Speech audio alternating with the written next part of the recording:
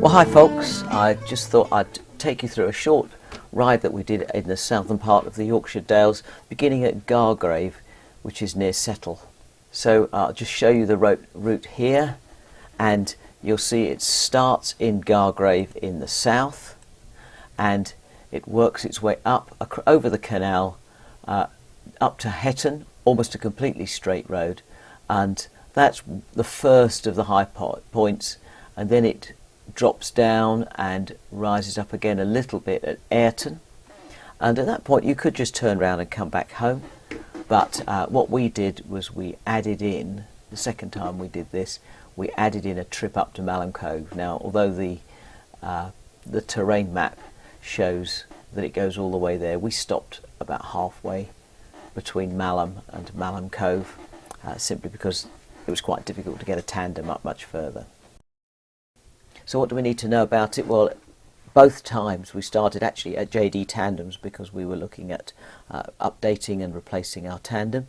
So that's where we started, JD Tandems in Gargrave. Fabulous firm.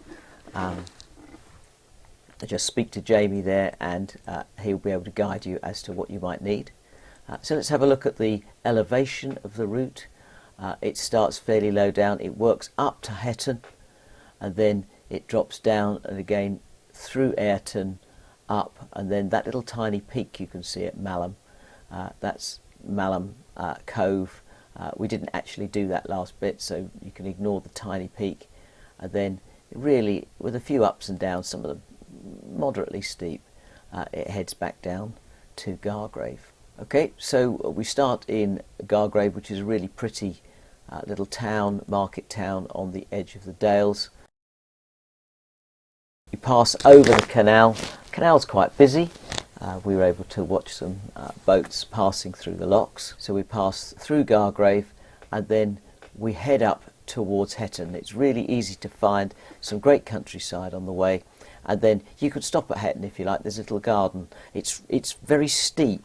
As you get into Hetton, it's pretty steep just in that little final bit, but there's a little garden where they encourage visitors to stop and have a flask of tea. That's what we did, watch the birds coming in and out of the nest box that they've got there. Just you're surrounded by beautiful meadows and beautiful countryside.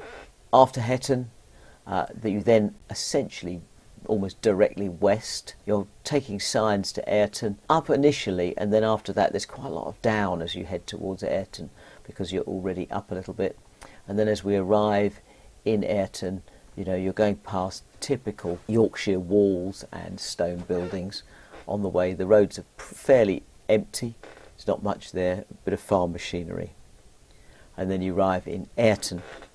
Airton's again got a nice village green, triangular village green with a few benches on it, and you can stop and have another cup of tea. There are a few tea shops around, but not very much. It's a very small village, but it's a really lovely place to stop. Bit of traffic occasionally. So then from that point you get the choice. You can either return back home down south just from Airton. The road, as you head up past the green, the road will be on your left, but instead we turned right and headed towards Malham.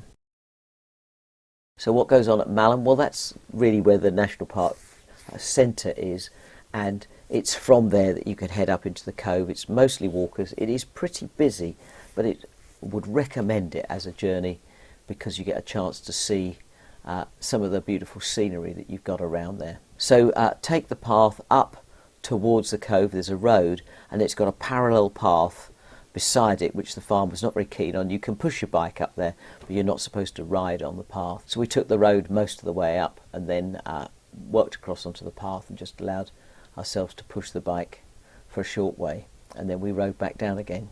But you could see from these pictures that there's the cove is a big limestone cliff in the background, and on the top of that you've got the limestone pavement, which is probably easier if you access it from the other side. We rode the bike up the road for a short way and then took a stile through.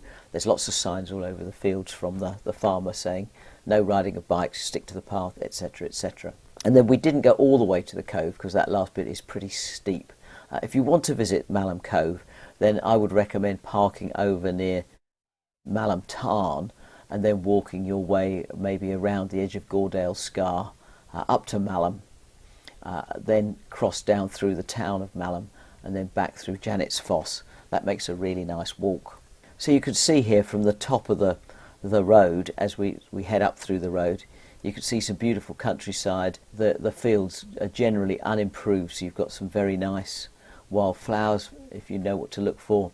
The river is quite pretty as it runs along the bottom, and sometimes when you look at the rock edge at Malham you can see the climbers, the rock climbers, working their way up. So we stayed there a bit, had another cup of tea and then headed back down into town.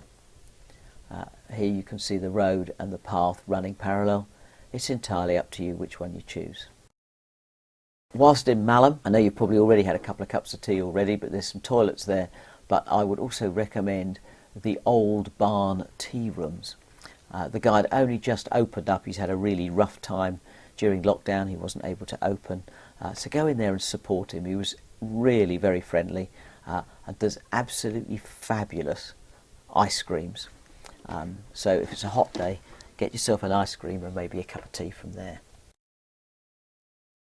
Okay, so we head back down, back to Airton, and then follow through Airton and head your way towards Gargrave. It's a bit up and down. As you head your way back towards Gargrave from Airton, don't forget to look at the countryside around. Beautiful bridges and lots of wildlife to be seen there. And generally the scene is of more lowland and a bit more open, improved pastures with lots of sheep. Descend back down into Gargrave, and at that point you've got the choice. You can either return, pick up your vehicle, or another route is the Leeds to Liverpool Canal, passes through Gargrave and it crosses over the river. And so we took a little detour along there as well. That's not recorded in the mileage because we did it on a separate occasion, but you can see it's quite a pretty little route, and the surface is quite acceptable really for taking the tandem. So that is the Gargrave, Hetton, Airton, Malham and back to Gargrave route.